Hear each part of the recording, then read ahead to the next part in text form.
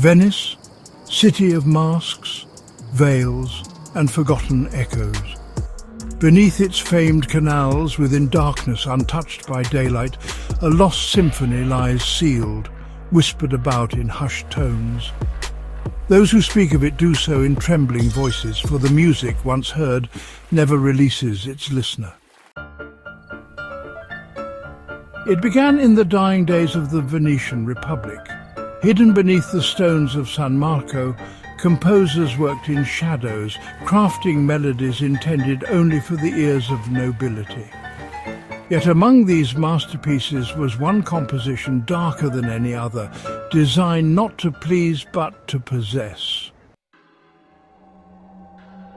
Rumours spread quickly through Venice's twisting alleys and shadowed squares of listeners driven mad by an unseen music, heard drifting from beneath the Basilica late at night. People claimed it whispered truths mortals should never know, harmonies that unravelled sanity thread by thread. Over the centuries, tales persisted. During moonless nights, gondoliers avoided certain routes, fearing ghostly melodies rising from below, haunting echoes of musicians cursed long ago. Was this madness contagious, or was the music itself alive, a sentient entity yearning for freedom? In 1923, a manuscript surfaced briefly at an auction. Fragments of an orchestral score marked by frantic annotations in faded ink. "Do not play," a handwritten warning scrawled hastily across its pages. Yet curiosity often overcomes caution, and the manuscript vanished again into the hands of a secretive collector. That collector, Alfredo Bellini, famed conductor and composer, disappeared mysteriously weeks later. Witnesses spoke of screams erupting from his villa at midnight, cries silenced by an overwhelming wave of impossible harmonies. The villa stands abandoned, but neighbours claim music sometimes pours from its empty halls. Then came Lucia Ferranti, a promising violinist whose performance stunned Venice in 1967. Her final recital was extraordinary, mesmerizing the audience with notes seemingly impossible. Yet afterward she descended into despair, speaking only of hearing the song beneath, until silence overtook her entirely. Investigators found her violin, strings snapped, wood splintered, in the crypt below San Marco, beside an ancient door bearing unfamiliar symbols. How had she discovered this hidden chamber, locked and untouched since the Republic's collapse? And why did she try so desperately to silence her instrument? In the wake of Lucia's tragedy, the church sealed all entrances to the crypt, branding them cursed. But whispers persisted. Within lay instruments still vibrating softly, awaiting musicians bold or foolish enough to awaken their strings once more. Decades later, Francesco Moretti, an archivist obsessed with lost Venetian legends, unearthed references to the symphony hidden deep in Vatican archives.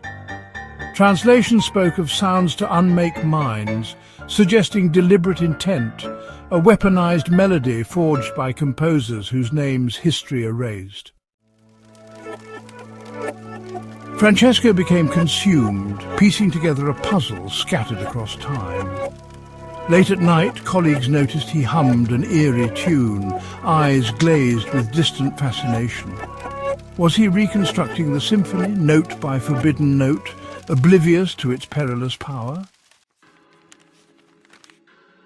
He vanished suddenly, leaving behind a single cryptic note. Below Venice, silence itself sings. His study revealed meticulous reconstructions of the original score, nearly complete, the missing pages drawing him inevitably back to the source, the crypt beneath San Marco. Desperate for answers, a team descended into the sealed chambers beneath Venice. navigating claustrophobic tunnels guided only by torchlight. They found Francesco kneeling before a stone altar, the missing pages clenched tightly in trembling hands, eyes vacant, mouth silently echoing notes that chilled their souls. As they approached, an invisible force erupted, a cacophony of beautiful madness, weaving reality itself into disarray. Faces twisted in agony and ecstasy as harmonies wrapped around them, stripping away reason and sanity, leaving only raw emotion and spectral melody. If these whispers stir something deep within you, subscribe and follow the forgotten. Only one returned from that expedition, mute and haunted. Doctors found nothing physically wrong, yet he flinched at every note, as if hearing echoes forever replayed. When handed pen and paper, he wrote only 3 words repeatedly: "The symphony lives." Today, Venice holds its breath. Locals speak in fearful whispers and, well, tourists sense unspoken dread beneath the city's romantic veneer. Authorities deny the crypt's existence, yet workers continually repair new cracks appearing inexplicably in San Marco's ancient walls as though something below strains against confinement.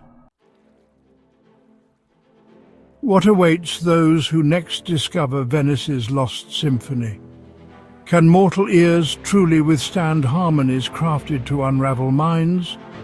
Or will the melody finally escape its tomb, sweeping the world into beautiful, terrible madness?